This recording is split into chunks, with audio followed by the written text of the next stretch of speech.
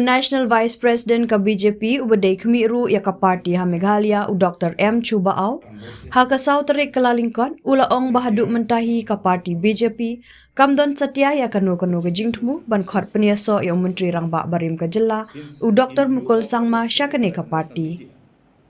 Haba keren Syllad patai kubor u Dr. Au ulaong haduk mentahi ompat don meno-meno banwan ya keren hapok ka parti na kebenta u Mukul Sangma. Kani kalak bandai tangga jaya keren kibriu. Nalor kata, u Dr. Au ulaong ru bana kaliang ka parti, ka i hau Dr. Mukul la ukwa ane banwan peniaso.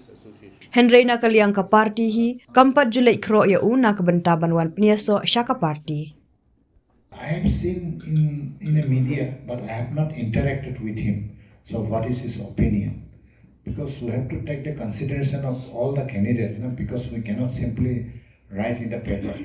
We need to interact one to one. It is might be a kind of in Hawa people shall started talking, but not to come to us. Yes.